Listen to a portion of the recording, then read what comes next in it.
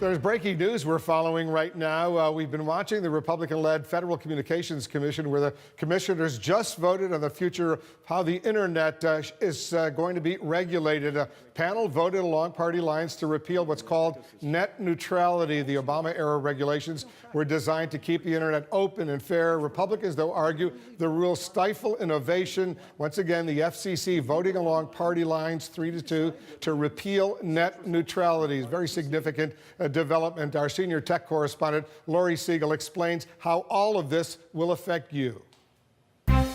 What is net neutrality? It has nothing to do with a volleyball or a tennis court. The net refers to the internet, something that's become as necessary as water and power for most of us. The neutrality part is about keeping the net the way it is today. It's a set of rules that went into effect in 2015 to prevent speed traps on the information superhighway. In other words, speeding up access to some sites and slowing down access to others. Or blocking certain sites entirely. So, are these rules a bad thing? It depends on who you ask. The companies that deliver your internet like Comcast, Verizon, and AT&T have spent millions in lobbying money to get rid of net neutrality, arguing that having the government micromanage their business is not good for them or their consumers. On the other side are internet giants like Facebook and Google, streaming services like Netflix, and former President Obama. They all argue the internet is a public good and should be regulated like one. They also say that companies that own the pipelines could play favorites. For example, a content provider like Netflix is in direct competition with Comcast, which owns NBC Universal and controls access to the internet for over 20 million customers. You can imagine a scenario where NBC would want to speed up streams of its shows and slow down streams of its rival, Netflix. Now, Netflix can afford to pay for the fast lane. It's worth more than $70 billion. But the next Netflix, some awesome startup, can't.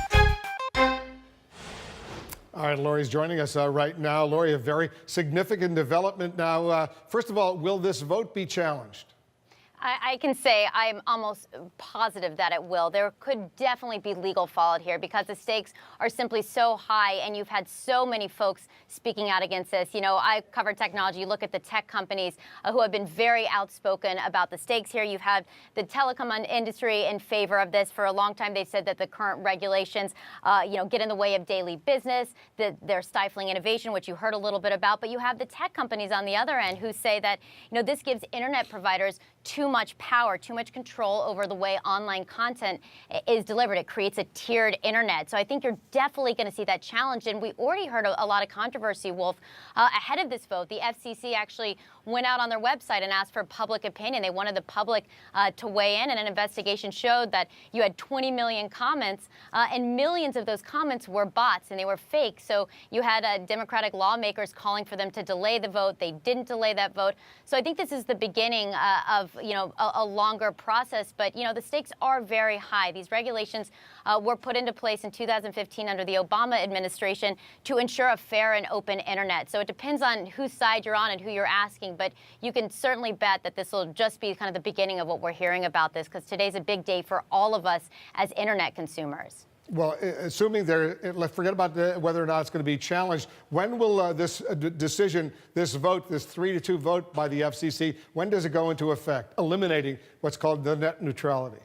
I think we'll have to wait to see about the legal challenges, to see, what happens. So I don't think we're going to see anything immediate right now. But net neutrality has always been something that has been tough for some folks to understand, and people don't know too much about it. But why it's important to talk about is because it really does impact all of us and how we browse the internet. You think about right now, under the current rules, or as they were, the way you watch Amazon, Hulu, all of these streaming services, that could change.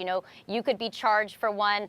It would allow companies to essentially charge us more money to make our streaming video faster. And it could, in a sense, as many of the tech companies, create a tiered internet. So I do think, this is a big moment today, but we're going to hear a lot more in the coming weeks. Probably, we've already seen protests. I can imagine we'll hear more protests. It won't be long until we start beginning to hear again from the big tech companies, Facebook, Google. I'm sure they'll all be weighing in very shortly after today's vote, Wolf. Yeah, we'll be getting a lot of reaction, and we'll, of course, have all of that. And we'll see how this impacts the average person out there. Lori, thank you so much, Lori Siegel.